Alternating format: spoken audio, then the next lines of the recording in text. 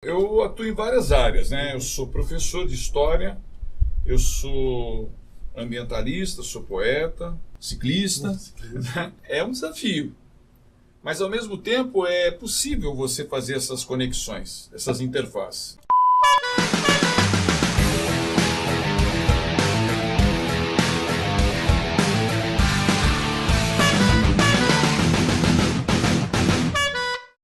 Bom, eu nasci há 55 anos atrás, no dia 20 de outubro de 1961, na cidade de São José dos Campos, ali na Avenida Floriano Peixoto, número 238, bem no centro da cidade. Ali na Floriano Peixoto era uma rua de chão batido, né?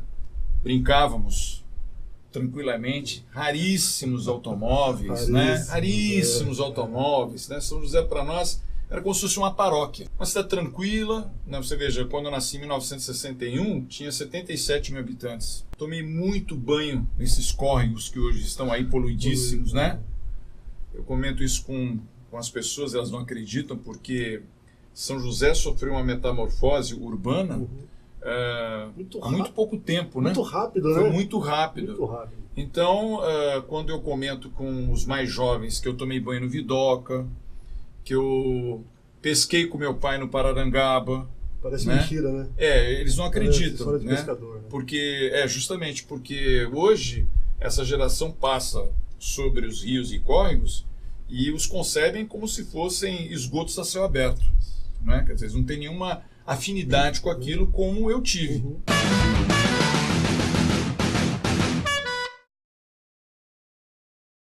Praticamente eu vivenciei essa metamorfose, porque São José sofreu um grande boom industrial no final dos anos 60 e início dos anos 70, correto? E a partir daí, efetivamente, aquela São José que eu conhecia se transfigurou, né? E aí, uma São José de arranha-céus, uma São José de avenidas, automóveis, indústrias, pessoas de fora chegando a todo instante, a todo momento. Nós não podemos excluir esse processo esse boom industrial, esse crescimento súbito que teve em São José da ditadura militar, né? Porque justamente quando entra o general-presidente Emílio Garrastazu Médici, em 69, e São José sofre o grande boom industrial justamente nesse período, onde ocorreu o tal do milagre econômico, também conhecido como milagre brasileiro, cujo slogan era Brasil ame-o ou deixe-o. Efetivamente, a região cresceu muito, né? Porque São José estrategicamente está muito bem localizada. E já tinha aqui o CTA.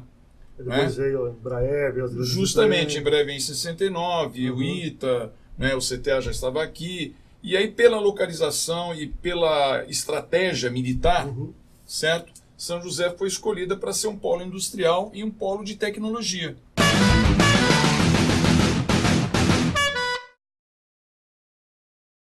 Mas, sem dúvida alguma, São José traz consigo essas contradições. Tanto você veja que a maior contradição é que você tem um banhado no centro da cidade, né? Eu costumo dizer que o banhado é uma grande metáfora. É o nosso Mar Verde, né? Por ali há vacas pastando, não é verdade? Por ali há pássaros, por ali... No coração da cidade. E no coração da cidade, quer dizer, e é interessante porque quando você observa, né, ali do Esplanada para o centro da cidade, você nota aquele Mar Verde, né, circundado de arranha-céus. Né? É impressionante isso, quer dizer, São José tem essas peculiaridades. Então é um universo rural em meio a essa efervescência urbana. Então isso é extremamente poético, inclusive, né? Porque você tem ali a tese e a antítese, né? Quer dizer, você tem o concreto, você tem o asfalto, os automóveis, as indústrias, e por outro lado você tem aquela área verde belíssima, não é? Sim. Quase 6 milhões de metros quadrados.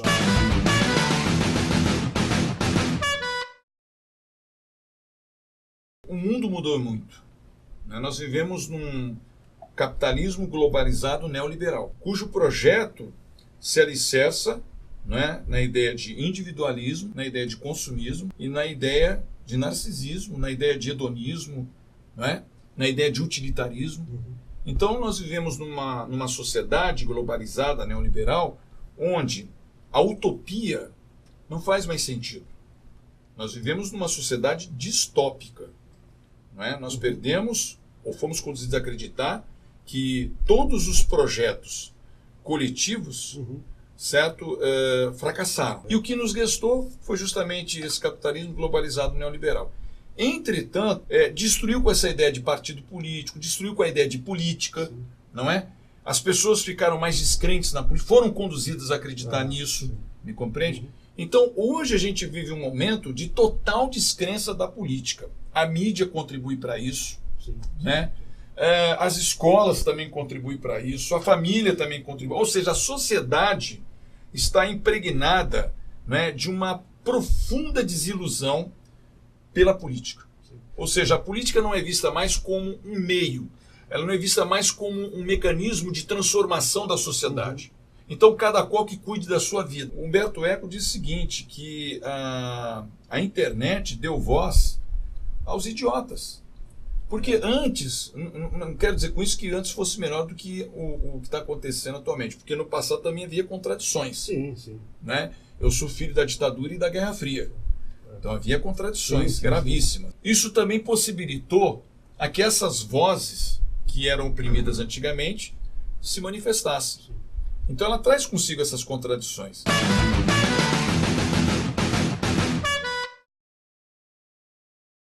Na verdade, aconteceu um fato muito interessante, né? Eu trabalho como professor, né?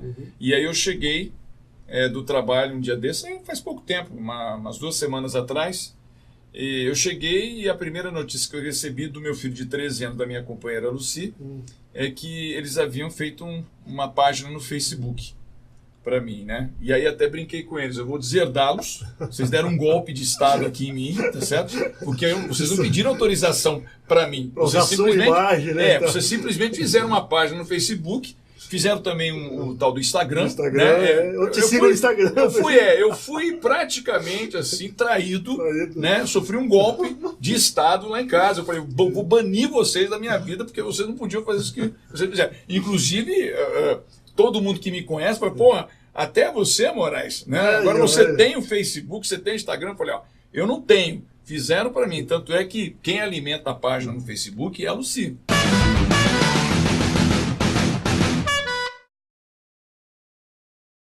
Entrei na Embraer em 1981 e a Embraer era, vamos assim dizer, um totem, né? Para a cidade de São José dos Campos, né? Todo funcionário da Embraer era extremamente respeitado, né? Todo mundo queria fazer parte da Embraer, porque era uma empresa de renome, uma empresa de projeção, não só nacional como também internacional. Praticamente São José passou a ficar conhecida no Brasil e no mundo, além de outras, mas sobretudo da Embraer, né? Então era como se fosse assim o paraíso, o Éden. E aí ingressei na Embraer, ingressei como aprendiz. Isso existia naquela época, né? Hoje impossível, né? E eu ingressei, por incrível que pareça, no arquivo da Embraer. Eu fui arquivista. Aliás, eu nasci no dia do poeta e no dia do arquivista. É uma coisa muito maluca isso. É uma coincidência, né? E eu aprendi a ser arquivista. É o universo conspirando a favor. Justamente. E eu aprendi a ser arquivista. Aí aprendi essa profissão lá. Fiquei durante 8 anos na Embraer, de 81 até 89. Saí um pouco antes da crise, né? O que é bem da verdade, Eduardo, eu nunca tive muita afinidade com a indústria. Eu vou ser franco para você, eu sempre achei a indústria, né, um cárcere. Porque a indústria, ela não permite que você saia daquele espaço, né? Você fica confinado nela. É uma prisão albergue. Obviamente foi uma experiência muito interessante, eu não posso também ignorar muito do que eu aprendi, né, do que é o sistema, porque a fábrica é um micro-organismo do sistema, então você consegue compreender melhor como é que funcionam as engrenagens do sistema.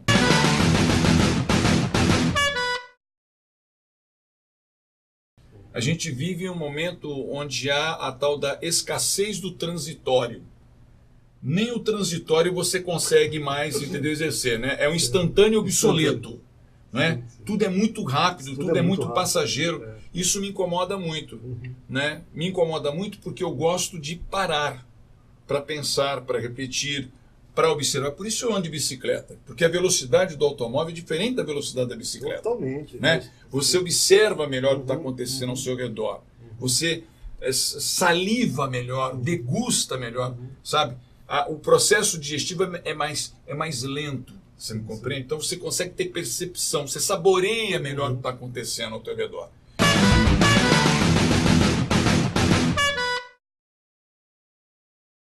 Como ambientalista, Eduardo, eu procuro sempre atuar com o Ministério Público, com a Defensoria Pública, né? Eu faço constantes denúncias, né, sobre problemas que afetam o município, porque, como eu disse no início, o que me preocupa muito aqui na nossa região é uma reedição do que aconteceu com a Grande São Paulo e São Paulo. E isso está acontecendo. Os gestores não se preocupam em desenvolver um planejamento estratégico para a região. São José é uma cidade muito poluída, né? Nós respiramos 50% a mais de poluição do limite estabelecido pela Organização Mundial de Saúde. Isso é gravíssimo. Então vem crescendo no nosso município crianças, adolescentes, adultos, idosos com problemas respiratórios, e isso independe da estação do ano. Basta você observar aí os postos de saúde, os hospitais, tanto públicos como privados, você vai perceber que vem crescendo os casos de doenças respiratórias e cardiovasculares. Correto? Já existem pesquisas, por exemplo, foi feita muito recentemente uma pesquisa aqui na Unital, correto? Associando o aumento dos casos de internações por infarto do miocárdio à concentração de poluição. Quer dizer, então nós vivemos numa região crítica, porque vem aumentando essa poluição atmosférica. E você veja, até bem pouco tempo atrás, São José era uma cidade que tratava de tuberculose. Nós vivemos com uma cidade que tem um número assim absurdo de automóveis circulando, correto? Nós não temos um transporte público de qualidade, barato, menos poluidor, não temos. Então isso instiga as pessoas a usarem o automóvel, isso é inevitável. Nós não temos uma malha cicloviária, tudo contribui para o uso do transporte individual. É uma região que precisa se tomar muito cuidado, porque nós estamos ladeados por duas serras, Serra do Mar e Serra da Mantiqueira. A ventilação aqui deixa a desejar, não sei quando entram as frentes frias. Então, grande parte da poluição que nós produzimos aqui, nós temos uma refinaria, a terceira maior refinaria do país, que é uma das grandes fontes poluidoras, talvez a maior, né? Do Vale do Paraíba. Né? Então, a produção da poluição que a gente desenvolve aqui, fica aqui, vem mais a poluição de São Paulo. Você me compreende? Quer dizer, então se você vai para uma cidade mais alta, se você vai ali para Santo Antônio, ou para Campos Jordão, e você observa o Vale do Paraíba ou Agulhas Negras, você vai notar que há uma faixa marronzada estacionada sobre o Vale da Poluição. Você me compreende? Então, é preciso desenvolver um projeto para a região. O que pode e o que não pode. Me compreende? Desenvolver um planejamento ecológico econômico. Você me compreende? Para que as próximas gerações tenham a oportunidade de ter qualidade de vida. Você me compreende? Porque do contrário não terão. Nós já não estamos tendo. Você me compreende? O Rio Paraíba, por exemplo, hoje recebe 1 bilhão de litros dia de esgotos não tratados, metais pesados, fármacos, hormônios. Olha a qualidade da água que nós estamos bebendo. O ar que nós estamos respirando. Realmente tem que pensar nisso. Não é isso? Tem que pensar. Justamente, quer dizer, e é um projeto, né, regional. Não é um projeto só de São José ou só de Jacareí. Isso tem que ser pensado regionalmente. Né? Com a população, com os institutos de pesquisa. Tem que ser um processo democrático. Você me compreende? Se nós quisermos preservar o que ainda resta para nós nessa região. Entendeu? Porque a especulação imobiliária é forte. Os interesses de grandes grupos também, correto? Você veja, muito recentemente, a gente estava discutindo a lei de zoneamento, queriam verticalizar toda aqui a região sul. Falei, não pode, gente. Porque o vento úmido que vem do litoral passa pela garganta aqui de Paraibuna, se desloca para a região sul, do sul para o centro, do centro para o banhado, do banhado para as regiões norte e noroeste. Um paredão aqui na região sul vai comprometer a passagem dos ventos. Já é uma região comprometida. Se há uma verticalização da cidade, isso vai criar problemas. Pode aumentar, por exemplo, os efeitos das ilhas de calor, né, que isso já acontece muito, né, a ausência de áreas verdes, quer dizer, tudo isso tem que ser pensado. Você me compreende? Daí a minha preocupação em chamar a atenção da opinião pública para essas questões.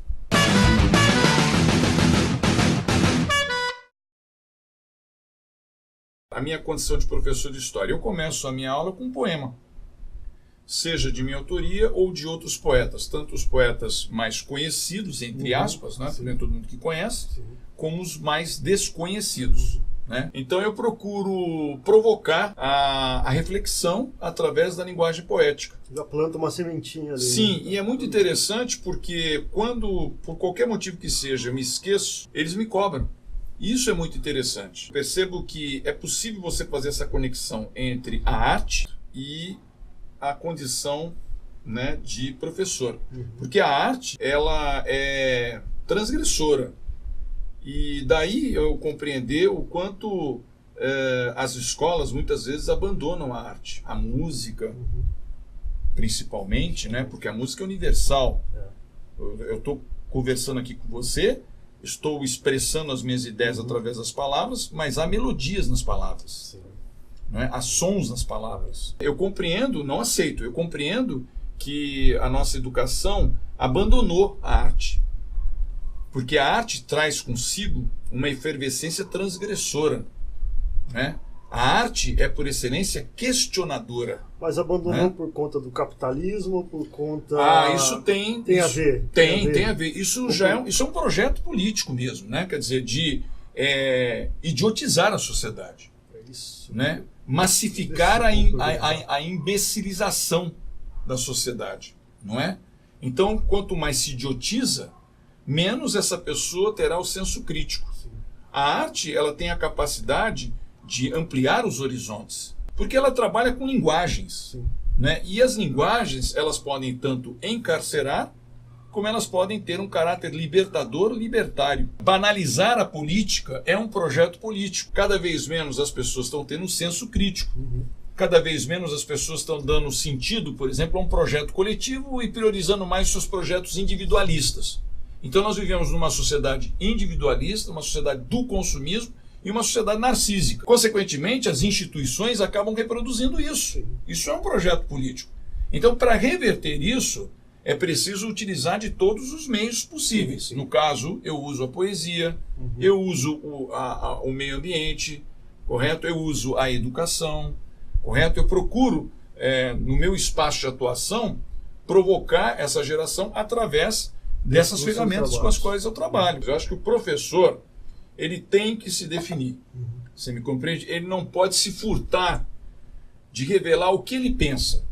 Você me compreende? Você pode respeitar. Você deve respeitar e você não deve montar uma escola de pensamento.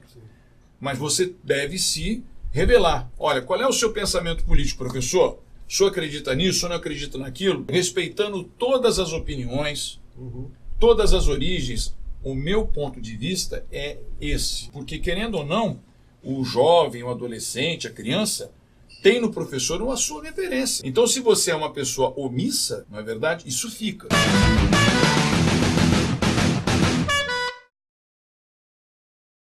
Chama-se cyberdialética e diz o seguinte: Twitter, blog, Facebook, YouTube, WhatsApp, Instagram, Snapchat. Quanto mais Second Lives, New Play, Online, eu, Caps, Lock. Salve, salve a poesia. Muito obrigado.